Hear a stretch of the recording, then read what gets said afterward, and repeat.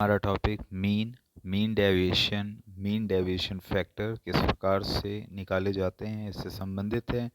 जहाँ पर हमने एक कम्युनिटी टैब का एक क्वेश्चन लिया है कि एक प्लांट की हाइट दे रखी है सेंटीमीटर में 140, 147, 143, 146, 144, 140, 147, 143, 146 और 144।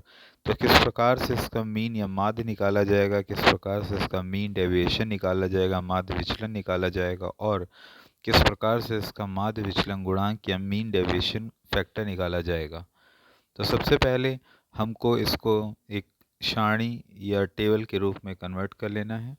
तो टेबल के रूप में कन्वर्ट करने के लिए सबसे पहले हम इसे आरोही या असेंडिंग ऑर्डर में लिखते हैं। तो 140, 143, 144, 146, 147 और x माइनस एक्स बार, जहाँ पर हम डेविएशन मानते हैं 144 को। 144 के आधार पे किस प्रकार से डेविएशन होगा, तो 140 और 144 में जो अंतर है वो 4 का है।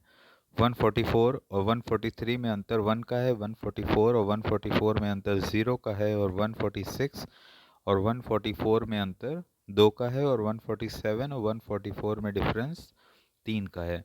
तो बार मोड लगा होने के कारण जो भी वैल्यू हमें मिलेगी वो धनात्मक होगी, पॉजिटिव होगी।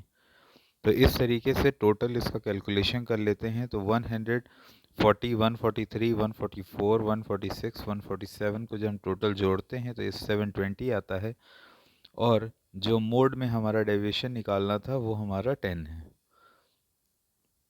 और सबसे पहले हम मीन निकालते हैं। मीन निकालने के लिए sigma x by n, n means number of the component जो हमें प्लांट की ऊंचाई के दिए गए हैं, तो 720 बाई 5 इज इक्वल टू 144 हमें मिल जाता है। ये है मीन, माध्य। ठीक है, माध्य से माध्य विचलन निकालने के लिए M D x is equal to sigma x minus x bar in mod upon n. तो हमने ऊपर वैल्यू निकाल रखी है 4, 1, 2 और 3, ये जोड़ के हमारे पास आता है sigma x minus x bar mod is equal to 10। ये 10/5 इज इक्वल टू 2 और यही क्वेश्चन हमने कम्युनिटी टैब में पूछा था। अब अगला है माध्य विचलन गुणांक किस तरीके से निकालते हैं। तो हमने माध्य निकाल रखा है जो 144 है और हमने एम डी एक्स निकाल रखा है जो 2 है। तो 2/144 means M D X upon X bar. तो हमारे पास टोटल जो वैल्यू प्राप्त होती है वो होती है 0.0139। तो इस तरीके से इसका आंसर आएगा।